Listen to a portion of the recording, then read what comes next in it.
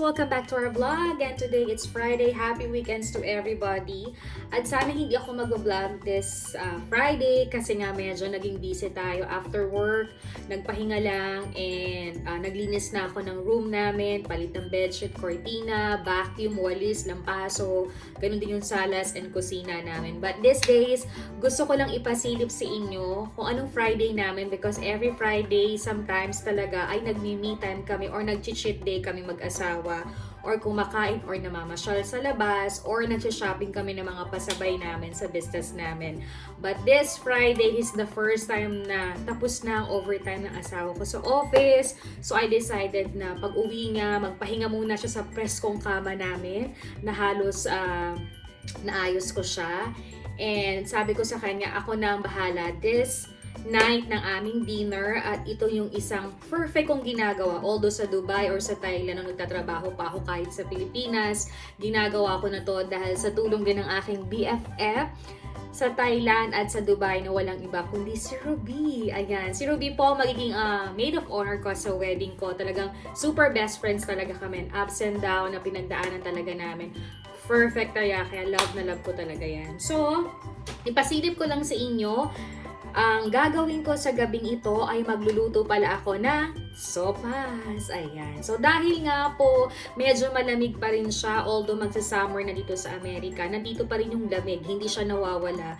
And although naka-heater yung bahay namin, kaya naka-t-shirt ako kasi nga naglinis ako ng bahay. So ang bigat kasi pag naka-jacket siya ako. So nahingi ako ng tulong sa heater sa bahay namin. So by the way, bago ko gisingin yung asawa ko, bago siya maligo at mag-dinner kami, although nagmerienda kami, so late dinner na naman to kasi we decided to chill, Netflix, movie, and actually natawagan na namin yung anak namin sa Pilipinas, ganun din sina mami at daddy.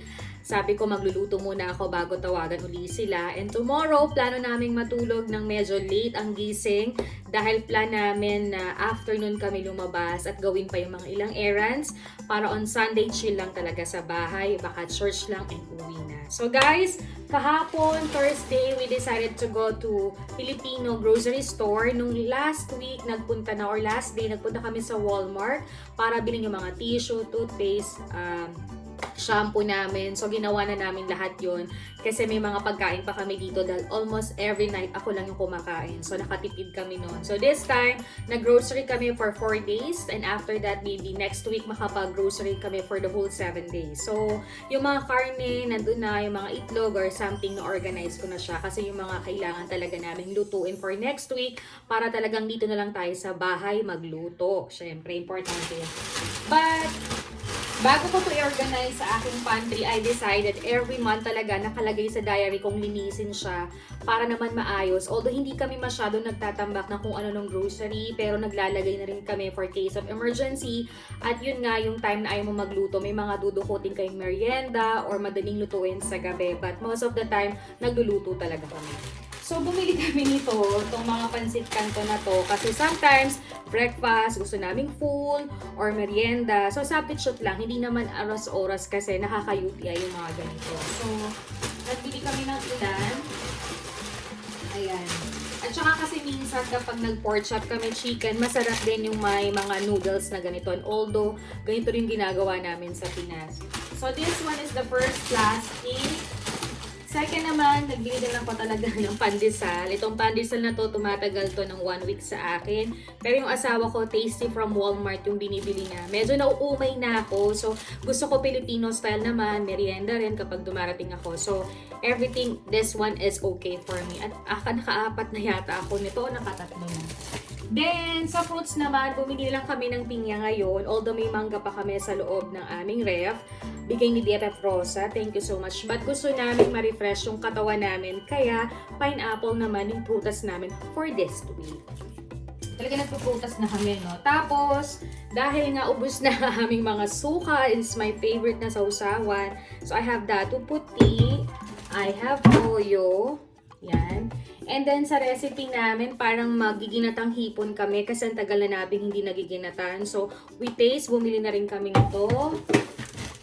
Then, we also buy a patis. This is my favorite patis.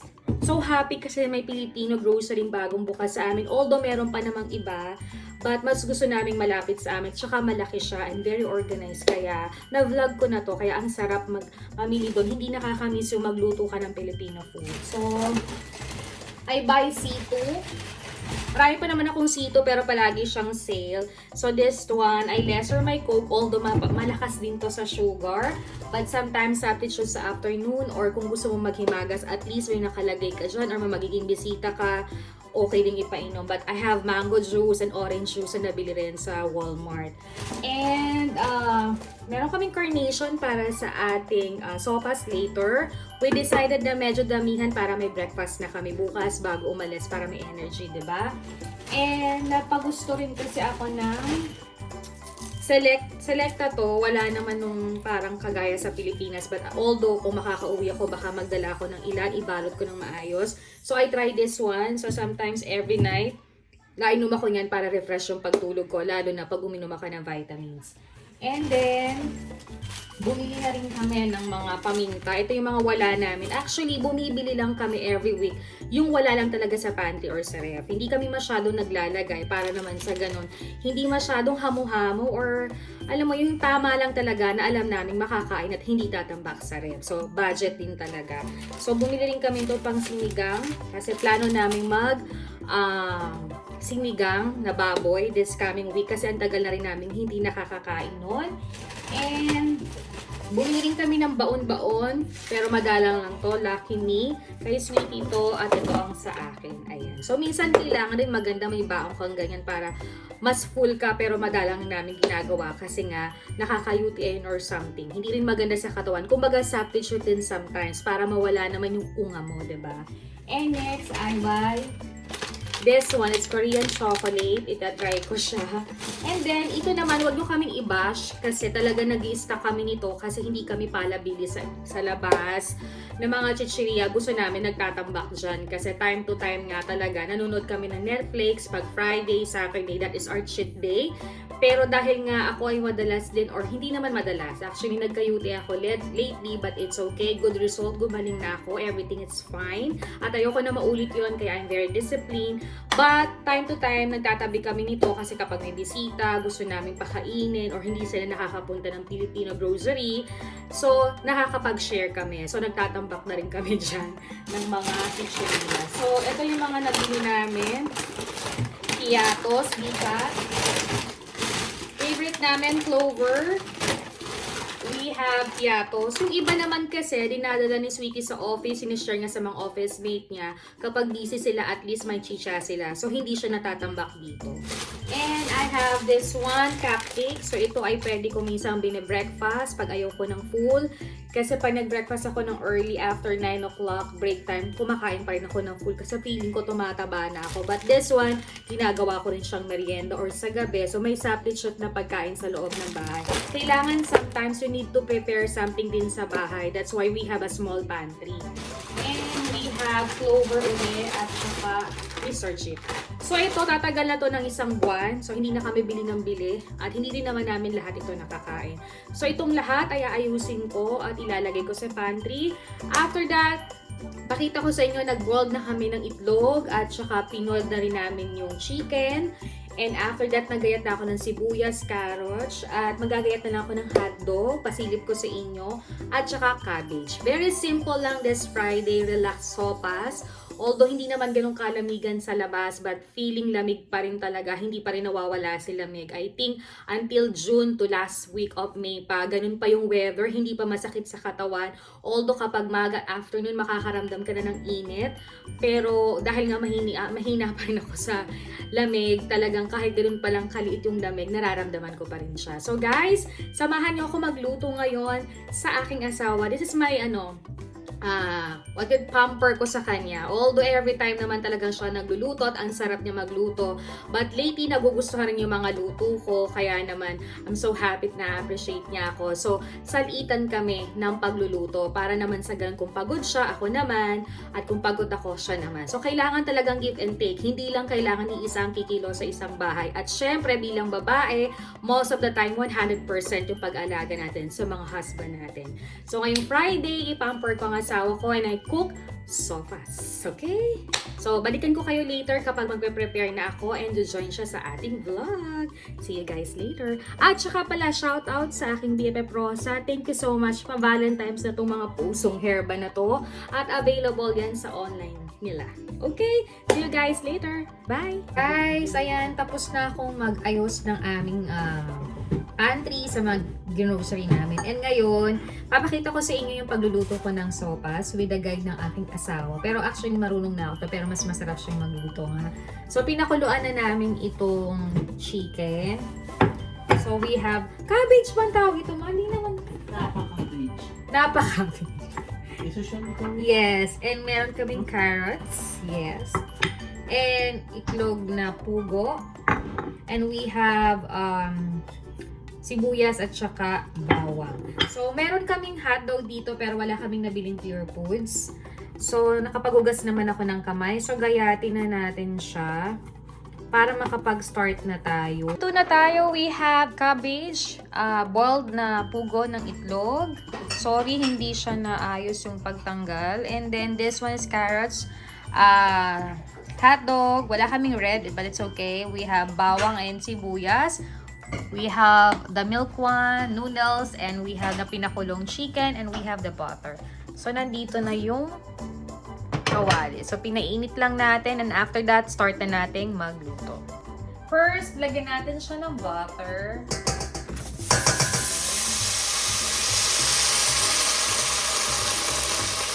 Masyado siya napalabas. Then, ipot na the sibuyas and bawang. Ito, natalabas siya. Lahat natin siya para masarap. Okay. Thank you, sweetie. Siya nag-vlog sa atin ngayon. Nag-video pala. So, haluin na natin siya. This is my second time na nag-cooking vlog ako. So, sarapan natin siya. Halu-haluin lang natin. That we put the hotdog. Okay, this is hotdog. Walang Pure Foods eh. Hindi pa kami na kabili kasi may hotdog pa kami. Okay.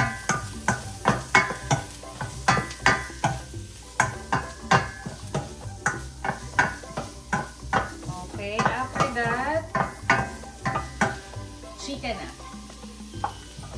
This is chicken. Na pinakulo na yan, ha? Halu-haluin lang na. Napakadali na naman gumawa ng sopas. You mix and mix lang din, eh. Guys, lagay na natin yung pinagkuluan ng chicken para maging sabaw natin. So, dahan-dahan lang para yung ilalim ay hindi natin mapasama, no? So, dahan-dahan lang.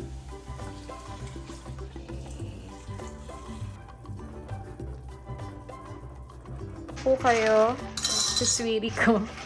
Yan. Okay guys, konti lang yung noodles ba ang tawag dito na ilalagay namin kasi hindi naman kami marami dito at saka yung matira breakfast namin tomorrow.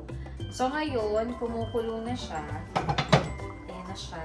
Haluin lang natin ng konti.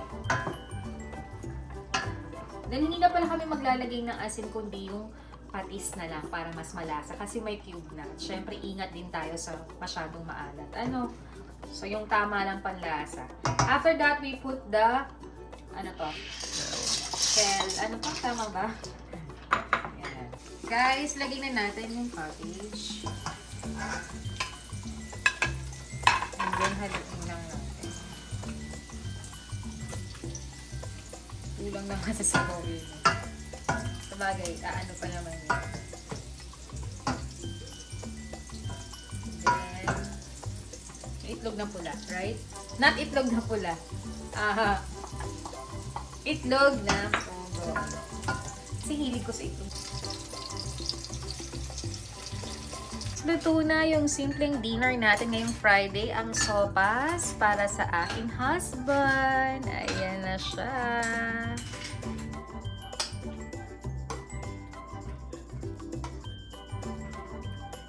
Sopas for this Friday, diba? It's so cutie. Sweetie, masarap ba? So yan, tapos na yung dinner namin for this Friday. And nakaupo na ako sa workplace ko kasi ako naman po ay mag-work ng aking mga pasabay. Ayan na naman, may mga orders tayo pa mga nagbabayad sa atin. At kanina nga po ay na-pick up ang ating cargo bags. Ayan si Kuya. Thank you so much, Alas, and God bless sa inyo. So guys, yun lang po ang simpleng dinner namin ngayong Friday. At napagsilbihan ko na naman ang asawa ko. Although the rest of their months, almost 3 months siyang overtime. So bawi-bawi muna tayo ng lambing at pag-aasikaso. All the way, araw-araw ko naman ginagawa yan. But dahil nga marunong tayo magluto ng sopas, pero syempre ginaid pa rin niya ako, ay mas pinasarap natin para sa ganun yung start ng weekend natin ay super sweet and rest lang talaga. So guys, thank you for watching my vlog. Ako po ay magpapahinga na rin after my work. And tawag uli sa aming anak. And after that, we pray, sleep. And tomorrow is our Saturday. Hopefully, makapag-vlog ako because I don't know saan ang lakad namin. At isi-share ko po yan sa inyo. So guys, thank you for watching my vlog. Don't forget to like, to share, to comment. At kung may mga gusto kayong gawin at lutuin ko pa sa cooking diaries ko, comment down below. And happy weekend to everybody. God bless. Ingat po tayo. And see you in my next vlog. Bye! Sweetie, say bye! Wait pala ako eh.